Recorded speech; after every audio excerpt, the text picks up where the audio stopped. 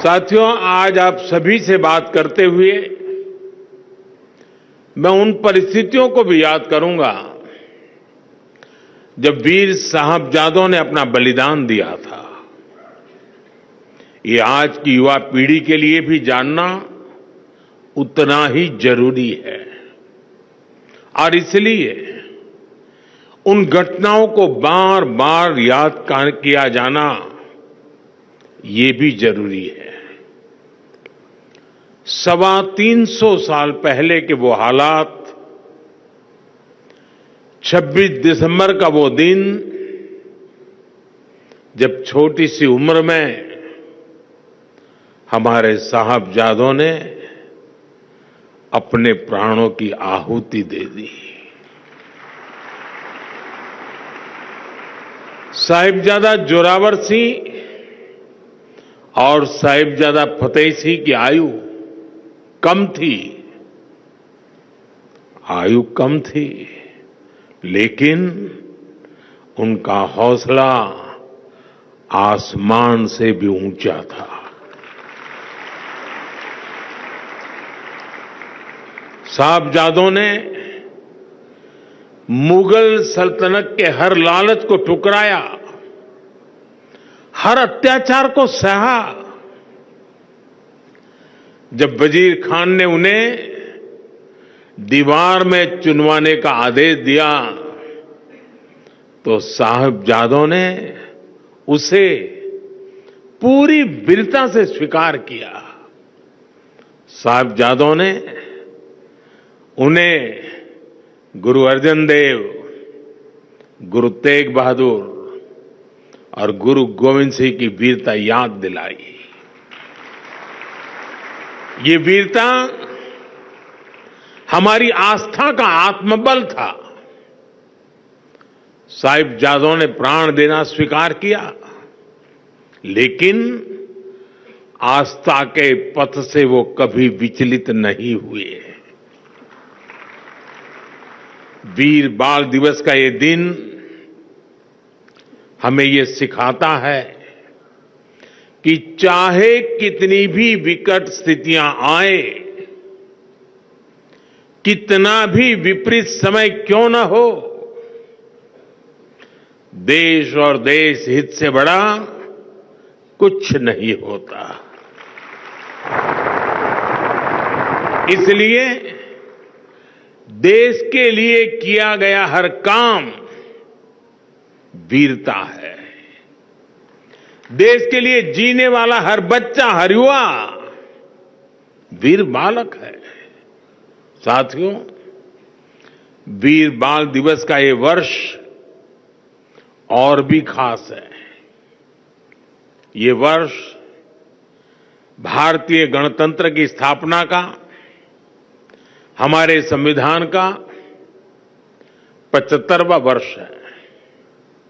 इस 75वें वर्ष में देश का हर नागरिक वीर साहबजादों से राष्ट्र की एकता, अखंडता के लिए काम करने की प्रेरणा ले रहा है।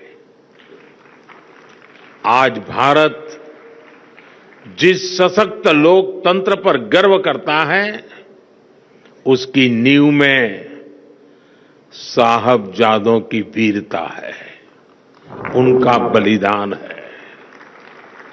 हमारा लोकतंत्र हमें अंत्योदय की प्रेरणा देता है, संविधान में सिखाता है कि देश में कोई भी छोटा बड़ा नहीं है, और ये नीति, ये प्रेरणा हमारे गुरुओं के सर्वदा भला के उस मंत्र को भी सिखाती है, जिसमें सभी के समान कल्याण की बात कही गई है।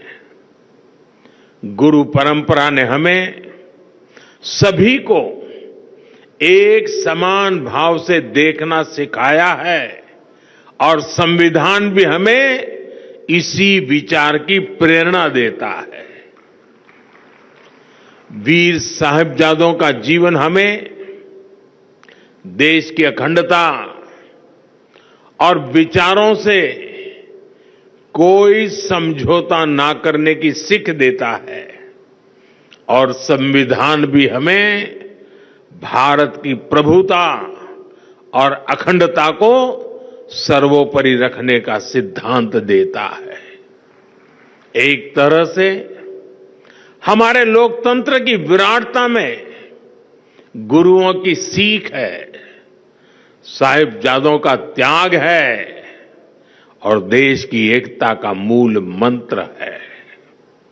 साथियों, इतिहास ने और इतिहास से वर्तमान तक भारत की प्रगति में हमेशा युवा ऊर्जा की बहुत बड़ी भूमिका रही है। आजादी की लड़ाई से लेकर के 21वीं सदी के जन आंदोलनों तक भारत के युवा ने हर क्रांति में अपना योगदान दिया है। आप जैसे युवाओं की शक्ति के कारण ही आज पूरा विश्व भारत को आशा और अपेक्षाओं के साथ देख रहा है। आज भारत में स्टार्टअप से साइंस तक, स्पोर्ट्स से एंटरप्रेन्योरशिप तक युवा शक्ति नई क्रांति कर रही है और इसीलिए हमारी पॉलिसी में भी युवाओं को शक्ति देना सरकार का सबसे बड़ा फोकस है। स्टार्टअप का इकोसिस्टम हो, स्पेस इकोनॉमी का भविष्य हो, स्पोर्ट्स और फिटनेस सेक्टर हो, फिनटेक और मैन्युफैक्चरिंग की इंडस्ट्री हो, स्किल डेवलपमेंट और इंटर्नशिप की योजना हो, सारी नीतियां यूथ सेंट्रिक है, युवा केंद्रीय है, नौजवानों के हित से जुड़ी हुई है। आज देश के विकास से जुड़े हर सेक्टर में नौजवानों को नए मौके मिल रहे हैं। उनकी प्रतिभा को, उनके आत्मबल को सरकार का साथ मिल रहा है। मेरे युवा दोस्तों, आज तेजी से बदलते विश्व में आवश्यकताएं भी नई हैं, अपेक्षाएं भी नई हैं और भविष्य की दिशाएं भी नई हैं। ये युग अब मशीनों से आगे बढ़कर मशीन लर्निंग की दिशा में बढ़ चुका है। सामान्य सॉफ्टवेयर की जगह एआई का उपयोग बढ़ रहा है। हम हर फील्ड में नए चेंजेस और नए चैलेंजेस को महसूस कर सकते हैं। इसलिए हमें हमारे युवाओं को फ्यूचरिस्टिक बनाना होगा। आप देख रहे हैं देश ने इसकी तैयारी कितनी पहले से शुरू कर दी है। हम नई राष्ट्रीय शिक्षा नीति, नेशनल एजुकेशन पॉलिसी लाए। हमने शिक्षा को आधुनिक कलेवर में ढाला,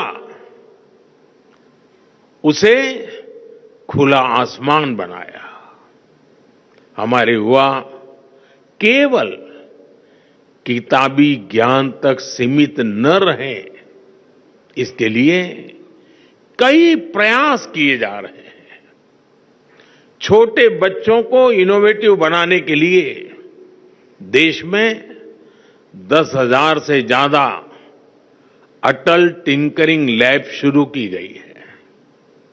हमारे युवाओं को पढ़ाई के साथ साथ अलग अलग क्षेत्रों में व्यावहारिक अवसर मिले, युवाओं में समाज के प्रति अपने दायित्वों को निभाने की भावना बढ़े, इसके लिए मेरा युवा भारत अभियान शुरू किया गया है। भाइयों बहनों, आज देश की एक और बड़ी प्राथमिकता है फिट रहना। देश का युवा स्वस्थ होगा तभी देश सक्षम बनेगा। इसलिए हम फिट इंडिया और खेलो इंडिया जैसे मूवमेंट चला रहे हैं। इन सभी से देश की युवा पीढ़ी में फिटनेस के प्रति जागरूकता बढ़ रही है। एक स्वस्थ युवा पीढ़ी ही स्वस्थ भारत का निर्माण करेगी। इसी सोच के साथ आज सुपोषित ग्राम पंचायत अभियान की शुरुआत की जा रही है। ये अभियान पूरी तरह से जन भागीदारी से आगे बढ़ेगा।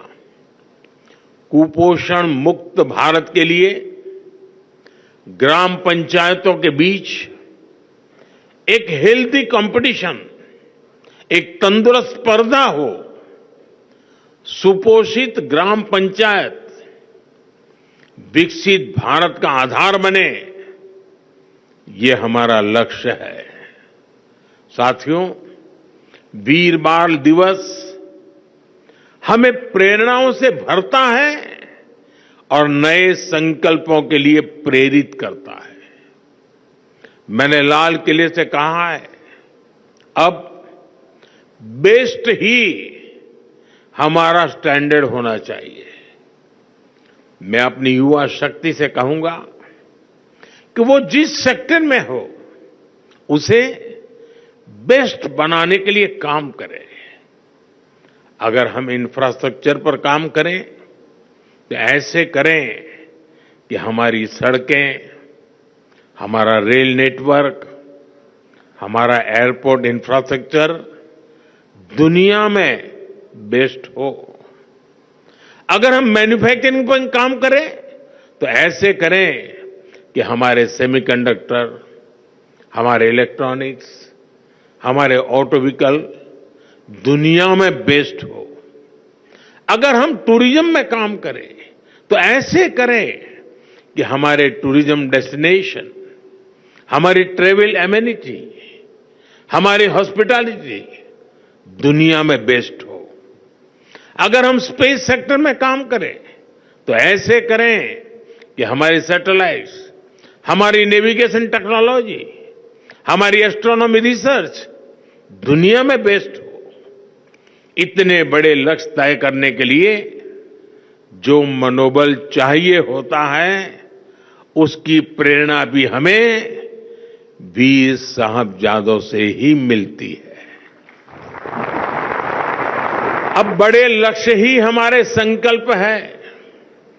देश को अपनी क्षमता पर पूरा भरोसा है। मैं जानता हूं भारत को जो युवा दुनिया की सबसे बड़ी कंपनियों की कमाल संभाल सकता है, भारत का जो युवा अपने इनोवेशन से आधुनिक विश्व को दिशा दे सकता है, जो युवा दुनिया के हर बड़े देश में, हर क्षेत्र में अपना लोहा मनवा सकता है, वो युवा जब उसे आज नए अवसर मिल रहे हैं तो वो अपने देश के लिए क्या कुछ नहीं कर सकता। इसलिए विकसित भारत का लक्ष्य सुनिश्चित है। आत्मनिर्भर भारत की सफलता सुनिश्चित है। साथियों, समय हर देश के युवा को अपने देश का भाग्य बदलने का मौका देता है। एक ऐसा कालखंड जब देश के युवा अपने साहस से, अपने सामर्थ्य से देश का कायाकल्प कर सकते हैं। देश ने आजादी की लड़ाई के समय देखा है, भारत के युवाओं ने तब विदेशी सत्ता का घमंड तोड़ दिया था। जो लक्ष्य तब के युवाओं ने तय किया, वो उसे प्राप्त करके ही रहे। अब आज के युवाओं के सामने भी विकसित भारत का लक्ष्य है। इस दशक में हमें अगले 25 वर्षों के तेज विकास की नींव रखनी है। इसलिए भारत के युवाओं को ज्यादा से ज्यादा इस समय का लाभ उठाना है। हर सेक्टर में खुद भी आगे बढ़ना है, देश को भी आगे बढ़ाना है। मैंने इसी साल लाल किले की प्राचीर से कहा है, मैं देश में 1 लाख ऐसे युवाओं को राजनीति में लाना चाहता हूं, जिसके परिवार का कोई भी सक्रिय राजनीति में न रहा हो। अगले 25 साल के लिए ये शुरुआत बहुत महत्वपूर्ण है। मैं हमारे युवाओं से कहूंगा कि वो इस अभियान का हिस्सा बने, ताकि देश की राजनीति में एक नवीन पीढ़ी का उदय हो। इसी सोच के साथ अगले साल की शुरुआत में 2025 जनवरी में स्वामी विवेकानंद जी की जयंती के अवसर पर विकसित भारत यंग लीडर्स डायलॉग का आयोजन भी हो रहा है। पूरे देश गांव-गांव से, शहर और कस्बों से लाखों युवा इसका हिस्सा बन रहे हैं। इसमें विकसित भारत के विजन पर चर्चा होगी, उसके रोड मैप पर बात होगी।